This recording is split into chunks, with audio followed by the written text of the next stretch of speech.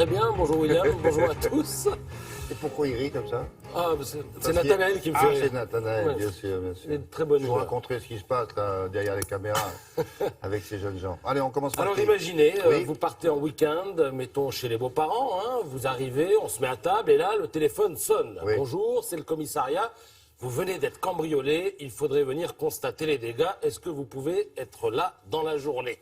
Vous êtes sous le choc, vous tentez de partager ce moment de solitude avec ceux qui vous entourent, vous activez le haut-parleur du téléphone, et puis vous raccrochez, vous êtes désolé, le week-end vire au fiasco, vous sautez dans le premier train avec une tête d'enterrement, et après 5 minutes, vous éclatez de rire. Pourquoi?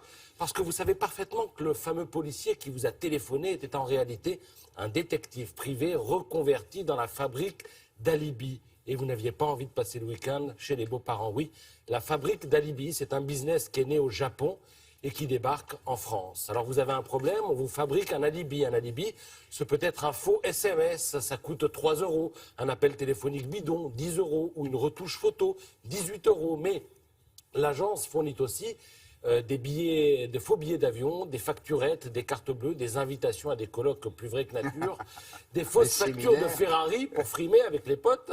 Elle vous permet aussi d'épater les collègues avec de fausses cartes postales qui témoignent de vacances de rêve au bout du monde alors que vous êtes resté au bout de la rue. Elle est même capable de faire disparaître le numéro d'un amant ou d'une maîtresse omniprésent sur 20 pages de relevés téléphoniques. Ah oui, d'accord. Et elle peut même, regardez, maquiller un achat en erreur de la banque. Ah oui, C'était le banquier précédent. quand vous avez Exemple. ah oui, oui. Quand vous avez votre petit ami qui vous appelle sans arrêt, on voit toujours son nom qui Ben apparaît.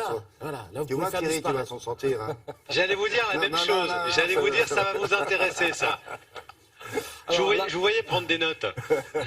Vous avez par exemple acheté un colis à votre maîtresse, un faux banquier vous appelle pour s'excuser et vous assurer que vous serez recrédité. Voilà. Et vous mettez le haut-parleur à chaque fois. Alors ces alibis, ces agences comptent autant de clients hommes que de clients femmes. On va revenir au ban titre précédent. Les hommes ayant tendance à agir en catastrophe et les femmes étant plus prévoyantes et s'y prenant des mois à l'avance. Alors certains hommes font appel à ce type d'agence pour pouvoir aller assister à un match de foot. Par exemple, il y en a même un qui a monté une magouille où il gagnait une guitare parce que sa femme ne voulait pas qu'il s'achète une guitare.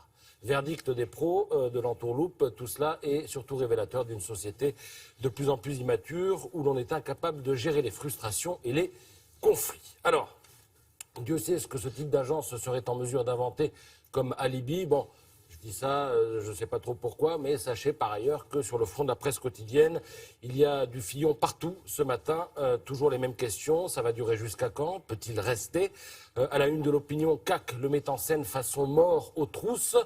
Cependant que dans le Figaro, eh bien, Yves Tréhard demande qui pilote l'avion, d'où le coup est-il parti, à qui profite le crime, demande l'éditorialiste. Dans Libération, Laurent Geoffrin file la métaphore pimpon.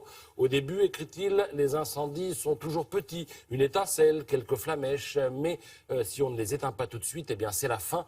Quelques députés disent tout haut ce que tant d'autres murmurent de moins en moins bas. On tente de noyer le départ de feu. Les pompiers font leur devoir. Et le chef de pompiers ce matin, c'est qui? Eh bien, c'est tout simplement Paris Match. François Fillon y suggère à la une qu'il aime sa femme, ce qui, objectivement, n'est pas le problème. Et le magazine, qui s'y connaît en poids des mots, donne la parole à Marie Armel, la voisine des Fillons. Et elle dit quoi, la voisine? Elle dit que les Fillons ont la même voiture depuis 20 ans et qu'ils n'ont pas de personnel pour servir à table. Bref, que ce sont des gens simples. Et ça, William, ça change tout. Mais ça pose quand même un problème très très sérieux qu'on avait déjà entrevu ces derniers jours, celui de la communication du couple Fillon. Elle n'a pas fini de nous interpeller. Parfait, merci beaucoup à tous.